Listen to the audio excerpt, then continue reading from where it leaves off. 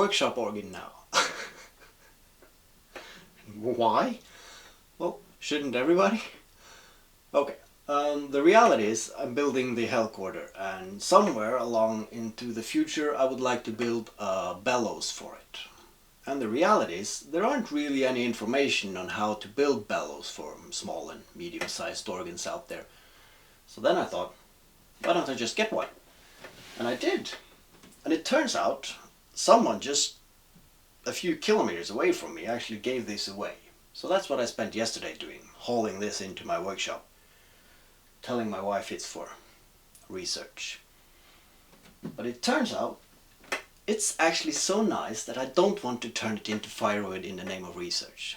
I'm going to open it up gingerly and figure out how they did it, and then I'm going to save it for a later project, which is also Hellcorder related. But that's going to be a secret for another time. What I want to talk to you about today is the Windchest, because it's done. Well, almost. I have some wiring to do, but it's done in a sense where I can use it as a dimensioning factor for the rest of the build. And that means I actually got something to show you, which is the plan for today's video. So why don't you just head over to the workshop bench and I'll show you. And then I can practice my playing some more another time. Hi, this is Howard the voiceover guy. Now, I'm not going to talk too much throughout this video until we get to the fun part at the end. That being said, I did suffer enough emotional damage taking the original Hellcorder apart, so I thought I won't suffer alone. So I made this montage for you. So don't you dare skip to the end. Please? Thank you. Enjoy.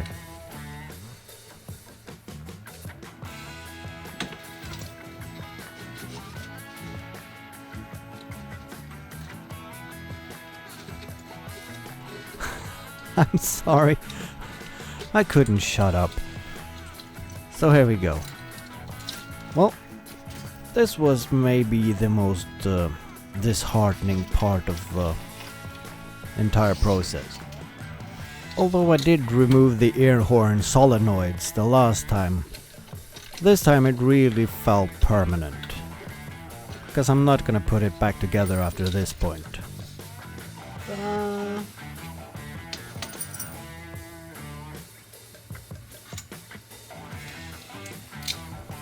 And a bit to my surprise, the hatred of the number 25 came back to me a lot quicker than I thought it would.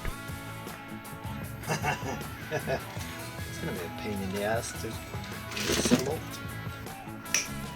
And upon removing the bus bars, which conveniently hid the messy wiring job, it became apparent that cable management needed a more dominant role in the musical that is Hellcorder 2.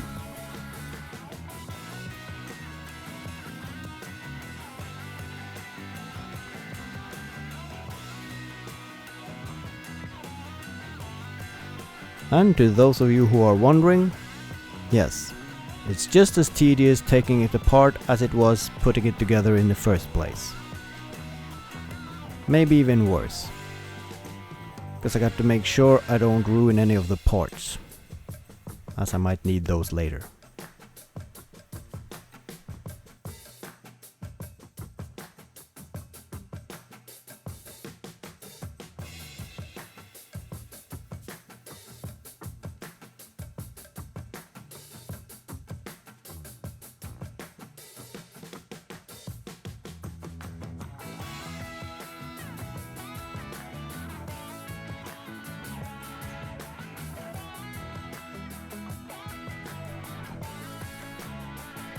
Before removing the meaty widgets, I made sure I took a lot of pictures showing how they were wired up, so I don't have to think about it when I'm wiring them back up again at a later stage.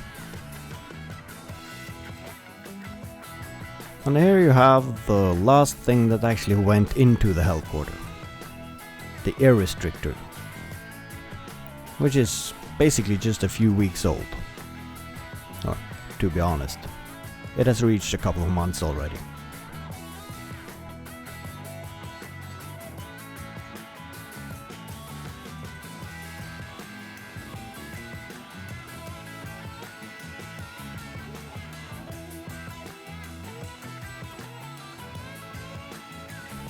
The only thing I didn't remove in this video was the recorders themselves.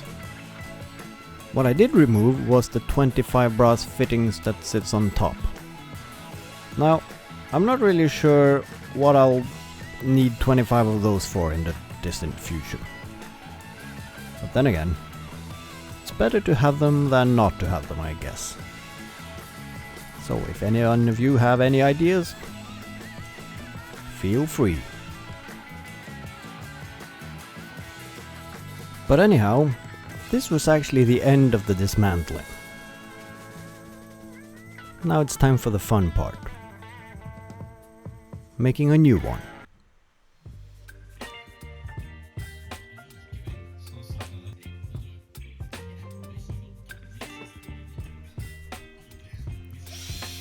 I'm not even sure I would like to call this woodworking.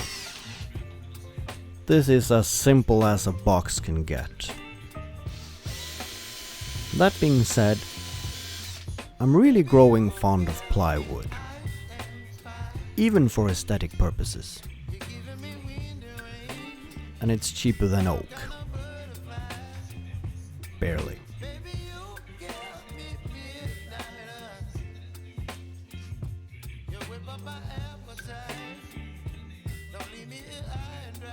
If it's anything I've realized in this project, it's that a CNC helps. So unless you design them wrong, the parts fit.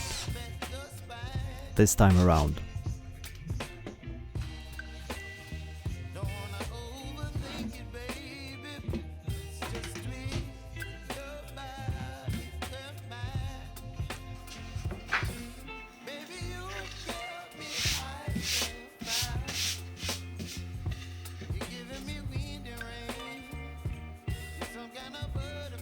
When I designed the tabs that go on top of the solenoids, I needed to find a way to fasten the material to the CNC without having to make tabs for each and every one of the small pieces.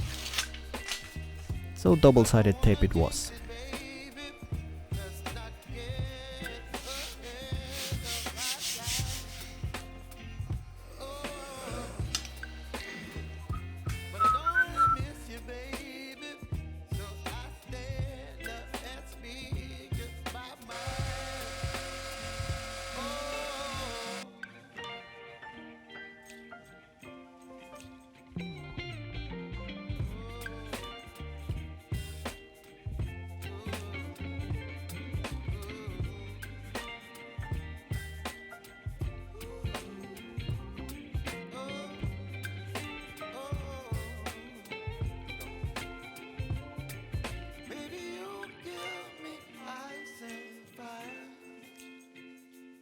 Chilling in the rain, you're some kind of butterfly. Baby, you give me midnight. You whip up my appetite. Don't leave me high and dry. Baby, you give me ice and fire. You're chilling in the rain, you're some kind of butterfly. And this is the only proper way of using workout manuals.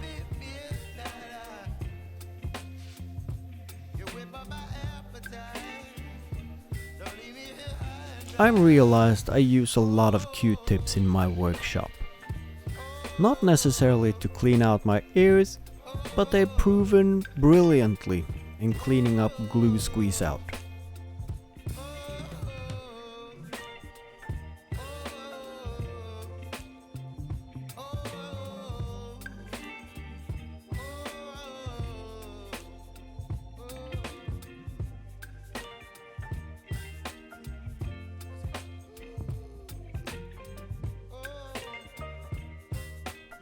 If you find this tedious to watch, then I feel you. Because this was tedious to do. This is actually a 2-day endeavor. Or was it 3?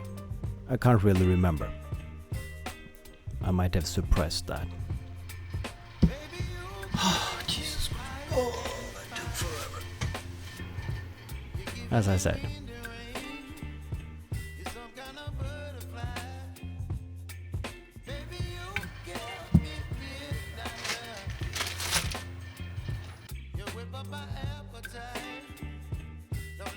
high and dry.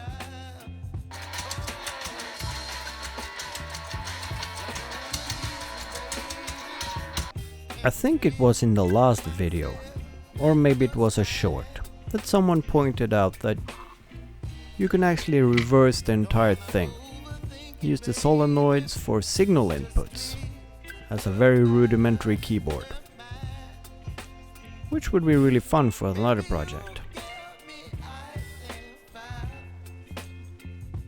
You're giving me wind and rain. You're some kind of butterfly. Baby, you give me midnight. You whip up my appetite. Don't leave me here high and dry. Oh, but I don't wanna jinx it, baby. That's not ahead of my time. Oh, but I don't wanna miss you, baby. So I stand up and speak just my mind. Oh. This was actually the most painstakingly process of the entire build. Making sure that the solenoid racks line up under the holes in the top plate. Because I didn't design in some grooves, which the CNC easily would have cut out for me. So then I ended up with these vast array of manual operations and double checking all the measurements and so forth.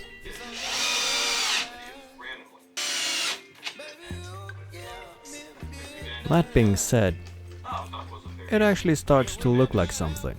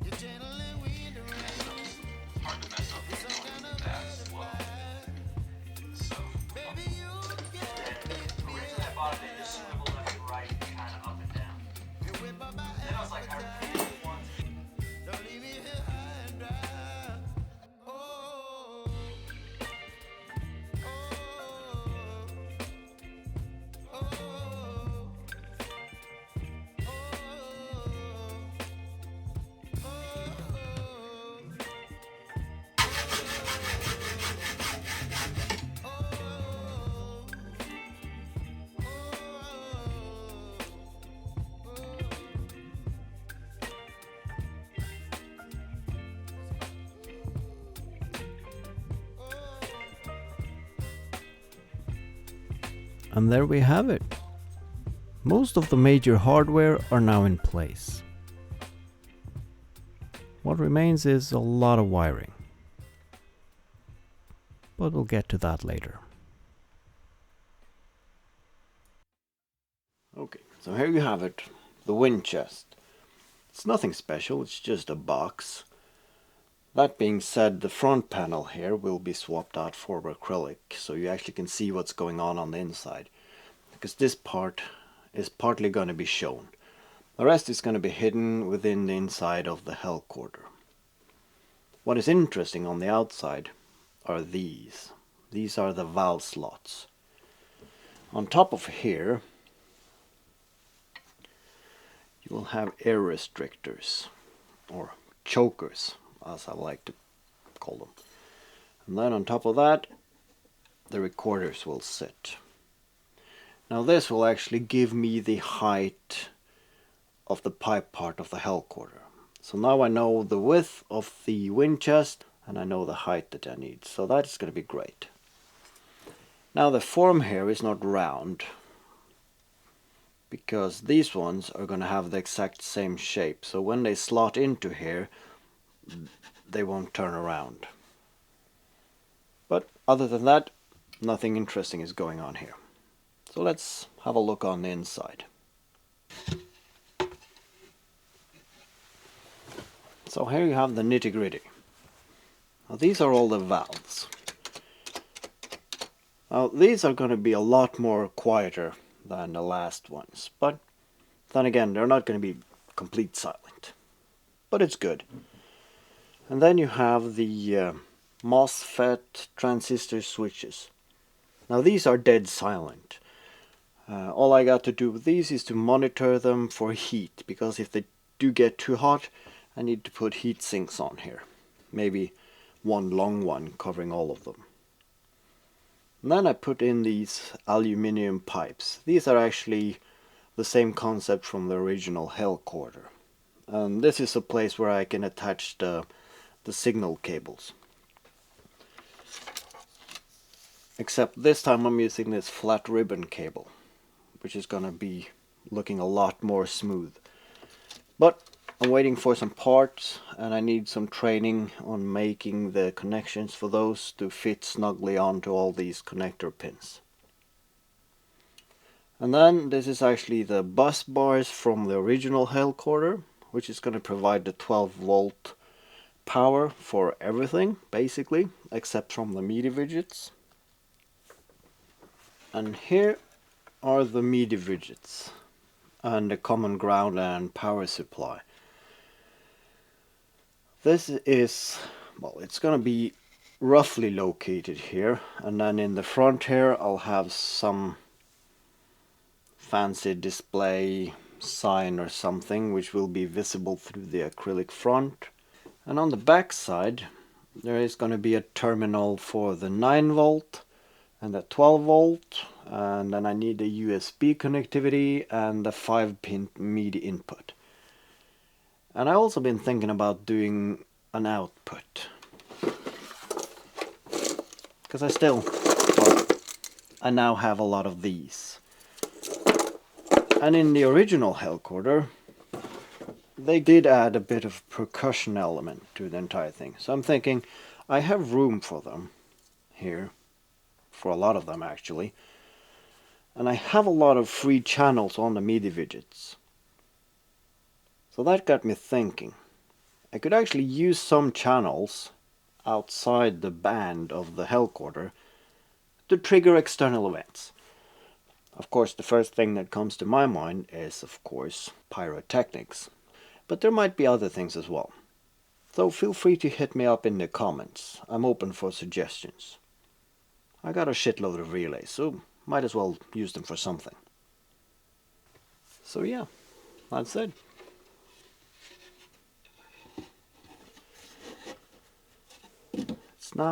It's just to do the rest. Which is a lot, to be honest.